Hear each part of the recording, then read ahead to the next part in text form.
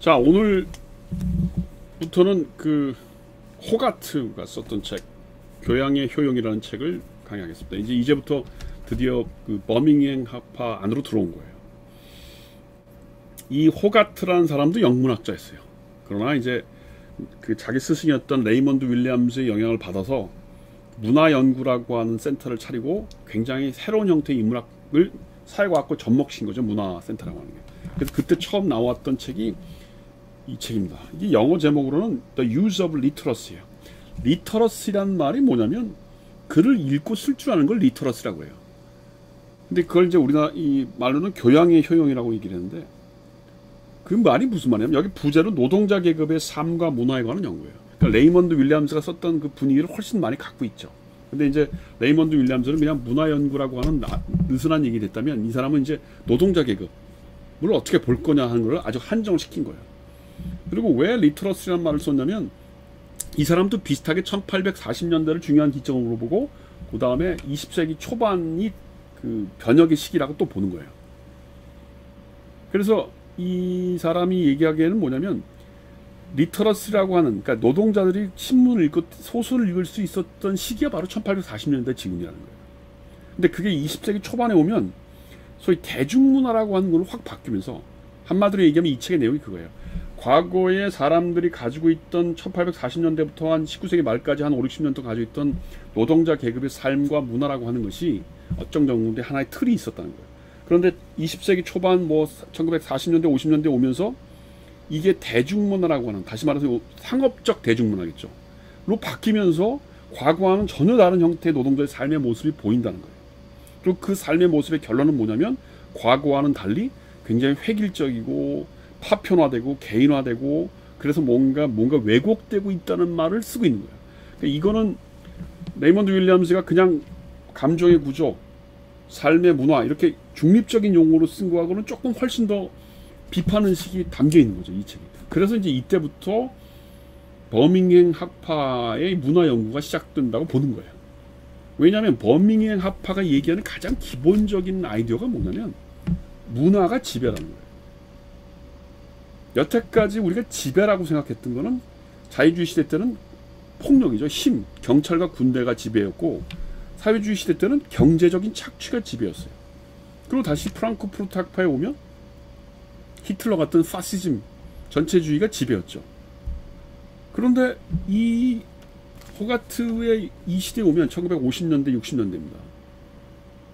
문화가 지배라고 하는 말을 쓰기 시작하는 거예요. 그리고 그 문화라고 하는 것이 또 뭐예요? 계급투쟁이라는 거예요.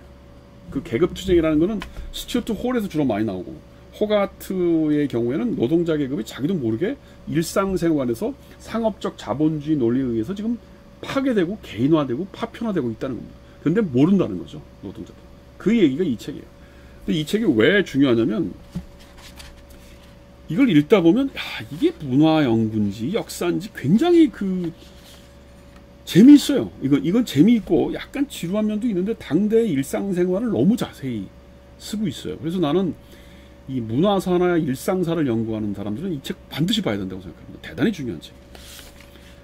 길게 하진 않겠습니다. 이게 지루가, 왜냐면 우리가 영국 사람이 아니고 영국의 1980년대 생활을 모르잖아. 또 1950년대, 60년대 생활을 모르잖아. 그러니까 그 당시에 무슨 노래가 나왔다, 무슨 신문이 나왔다, 아니면 무슨 소설책이 나왔다, 모르잖아. 근데 그거를 잘 보면, 이 사람이 분석을 한 것을 잘 보면, 오늘날의 한국 사회가 예를 들면 1980년대는 어땠고 1980년대 이전엔 어땠고, 우리가 보통 시기구분 그렇게 하지 않습니까? 뭐 군사독재 시절, 신제야후 시절 이렇게 얘기를 하는데, 과연 그러면 군사독재가 끝나고 우리의 삶의 구조나 감정의 구조는 계속 변했느냐? 레이먼드 윌리엄스나 호가트의 눈에 보면 안 그렇다는 거죠. 우리가 경제나 정치는 변했지만 우리의 감정 구조나 일상생활의 구조는 안 변했다고 볼 수 있다는 거예요. 근데 변했느냐 안 변했느냐, 이런 건 사실 이런 호가트적인 분석을 통해서 알만 하다는 겁니다. 그래서 이 책은 내가 보기에는 정치사를 하시는 분들도 반드시 봐야 되고, 뭐 더군다나 커뮤니케이션 학과 뭐 이런 데는 반드시 봐야 돼요. 자, 이게 처음에 1장에 보면 노동자 계급이란 누구인가, 그래서 노동자 계급을 연구하겠다는 얘기를 딱 해요. 그러면서 접근을 어떻게 해야 될 거냐, 거기에 보면 14페이지에 사고방식이라고 하는 말을 나와요. 나는 노동자들이 생각하는 사고방식이나 말투, 뒤에 보면 말투, 이런 얘기를 써요. 그런 걸 연구하는 것이 진짜로 노동자의 삶을 연구하는 것이다. 이 얘기는 뭐냐면 무슨 돈이 없어서 노동자냐? 아니라는 거예요. 그러니까 전통적인 막시즘, 계급에 대한 비판이죠. 우리가 여태까지 상식적으로 아는 게 프롤레타리아하고 자본가를 나누는 게 뭐예요? 수익 구조가 없는 거. 돈이 없으면 뭐 프롤레타리아하고 하층 계급 노동자고 돈이 많으면 자본가라고 생각했던 거 아니에요? 근데 이 호가트 쪽에 오면 벌써 그게 아니에요. 어떤 삶의 패턴이 있다는 거예요. 그거를 제대로 설명하겠습니다. 꼼꼼히 읽으면 굉장히 재밌는 책이에요. 그 다음에 무슨 정치 운동을 하느냐 안 하느냐 이것도 중요하지 않다는 거예요. 18페이지에 보면 노동자 계급의 일상 속 정치 운동의 비중에 대해서 너무 과대평가를 하고 있다 이런 말이 나와요. 노동자 계급의 현실적인 삶을 제대로 이해하는 것이 필요하지. 뭐 노동자들이 뭐 임금 투쟁을 했다. 그 다음에 무슨 계급 구조 안에서 임금에 돈이 없다 이렇게 나누는 방식, 경제적인 방식은 노동자의 삶이 뭔지를 잘 모른다는 겁니다. 그래서 여기 보면 무슨 말을 할 때도 누가 어떤 행동을 하고 어떤 행동을 하는지 아는지 그런 걸 통계로 물어봐서 너 누구를 지지하느냐, 너 어떤 정당 지지하느냐 이런 거 물어보는 거. 그 다음에 무슨 자유연애는 나름대로 괜찮아 이런 거 물어보고 너는 이런 걸 자유연애를 괜찮다고 하면 무슨 부르주아고 괜찮다고 안 하면 이제 노동자라고 이렇게 분류하는 방식의 어떤 통계 수치 같은 거에 대해서 굉장히 비판을 해. 그 이면을 봐야 된다는 겁니다. 분명한 것은 20페이지. 분명한 것은 우리는 관습의 이면, 즉 그러한 관습들이 무엇을 의미하는지를 알아보아야 한다는 것이다. 또한 진술의 이면, 즉 그러한 진술들이 실제로 무엇을 의미하는지를 알아보아야 한다는 것이다. 또한 우리는 관용적인 어구와 의례적인 관찰 이면에 있는 다른 종류의 감정의 압박을 발견해야 하려고 노력해야 된다. 이런 말을 하고 있어요. 상당히 중요하니까 감정이라는 표현들은 사실 레이먼드 윌리엄스에 상당히 나오는 것 같고 나중에 이런 지금 이 진술의 이면을 봐야 된다고 하는 건 나중에 구별짓기 제가 부르주에 강의를 하겠지만 구별짓기에서 보면 허위의 동일시 이런 말을 얘기한단 말이에요. 어떤 설문조사를 했을 때 노동자 계급이 모른다, 아니다 이렇게 얘기한다는 거예요. 그건 뭐냐면 자기가 진짜 몰라서가 아니고 내가 말을 하면 안 될 것 같은 어떤 압박감이 있어서 그렇게 말을 한다는 거예요. 난 사실은 부르주한테 많은 영향을 줬다고 봐 이 호가트 이 책이. 자, 그래서 노동자를 무슨 알기 위해서는 여기 22페이지에 보면 주로 이제 대중들이 많이 보는 출판물 이런 쪽에서 이 사람들이 어떤 영향을 받고 어떤 말을 하는지를 보겠다는 겁니다. 그 다음에 무슨 말투 뭐 이런 것들을 잘 보면 이 사람들이 행동 방식이나 사고 방식을 알 수 있다. 그러니까 행동 방식이 중요하다는 거예요.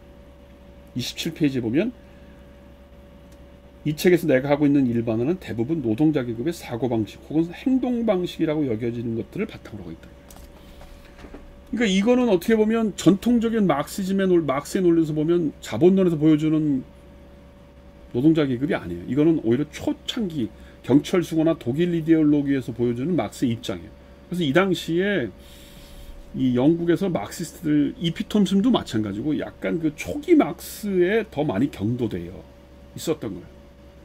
왜 그러냐면 1930년대 소련에서 볼셰비키 혁명 나고 그 당시에 한 30년대 40년대까지만 해도 자본주의 사회가 전부 다 노동자 제국으로 혁명이 날 거라고 생각을 했단 말이에요.